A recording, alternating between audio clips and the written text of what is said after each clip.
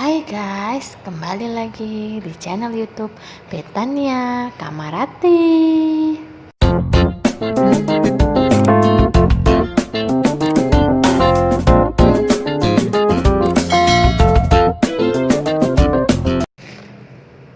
Sesuai janji saya di video sebelumnya, bahwa video kali ini saya akan membahas mengenai lingkungan dalam aturan makan. Langsung saja ya. Seberapa penting sih lingkungan dalam pemberian makan pada anak? Yuk kita bahas bersama-sama. Pemberian makan bukan hanya ngasih makanan, tapi juga proses pembelajaran dan kasih sayang.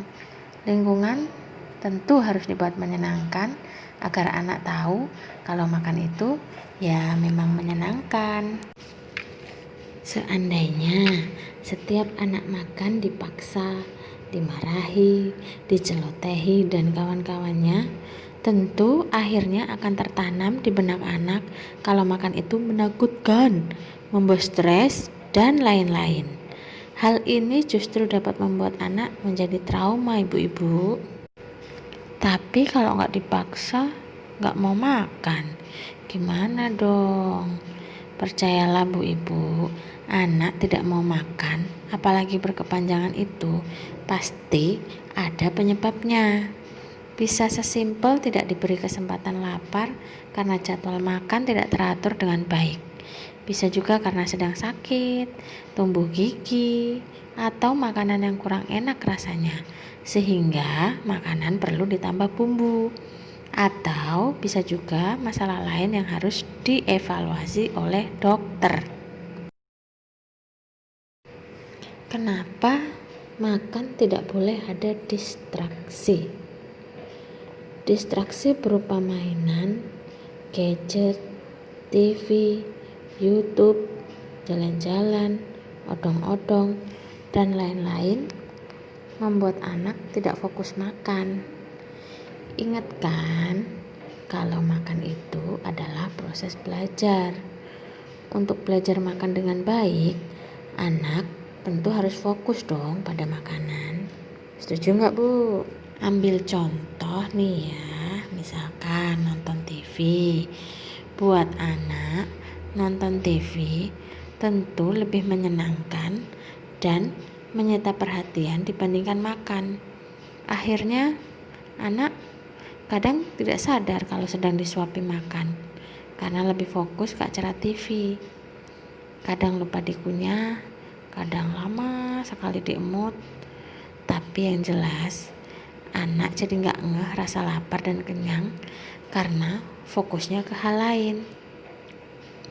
Tapi kalau nggak jalan-jalan, nggak mau makan. Kalau nggak lihat YouTube, nggak mau makan juga. Gimana dong? Children see, children do. Coba berikan contoh ke anak saat ibu dan bapak makan.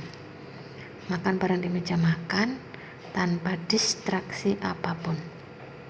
Ajak ngobrol anak, tunjukkan kasih sayang. Karena apa? Karena sekali lagi, proses makan juga menunjukkan kasih sayang. Biasakan dari awal makan. Kenapa tidak boleh berikan makanan sebagai hadiah? Kenapa yuk? Karena dapat mengganggu kemampuan anak untuk mengatur rasa lapar kenyang. Apalagi biasanya makanan yang dijadikan hadiah itu yang tidak sehat.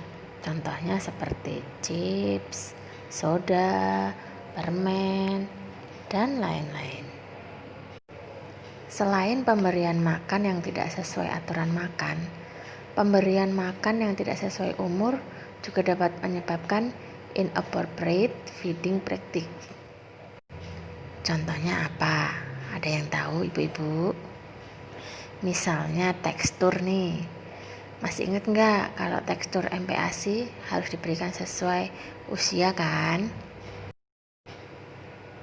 Usia 6-8 bulan, bubur halus cukup kental. usia 9 sampai 11 bulan, tim kasar, cincang, atau finger food. Sedangkan usia 12 sampai dengan 23 bulan yaitu makanan keluarga, yaitu bisa disamakan seperti makanan orang dewasa.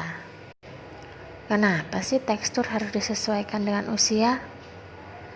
Kalau tidak sesuai akan mengganggu kemampuan makan anak karena tidak terlatih dengan baik. Misalnya usia anak 1 tahun masih makan bubur, bukannya tekstur makanan keluarga. Atau sebaliknya, usia 6 bulan sudah diberi finger food atau tekstur makanan keluarga. Rasio MPASI dan ASI juga harus disesuaikan dengan usia loh ibu-ibu. Ingatkan ya, usia 1 tahun harusnya 70% MPASI, 30% ASI. Nah, seandainya diberikan ASI 70%, MPASI cuma 30%. Ini justru menimbulkan masalah ibu-ibu. Nah, sekarang buat yang ngerasa anaknya susah makan, coba diintrospeksi dulu. Yang salah dibenarkan. Yang biasanya harus YouTubean tiap makan, di stop dulu. Yang biasanya snack kapanpun, diberikan dulu sesuai jadwalnya.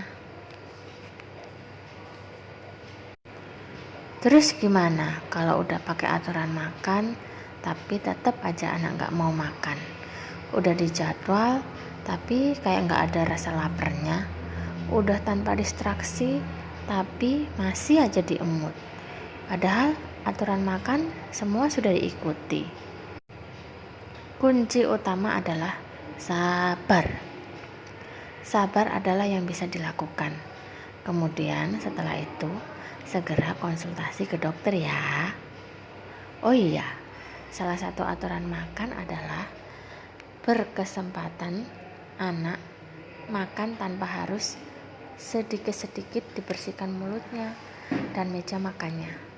Makan kan proses belajar, wajar kalau masih belepotan atau berantakan. Emang harus dilewati kok semua itu ibu-ibu.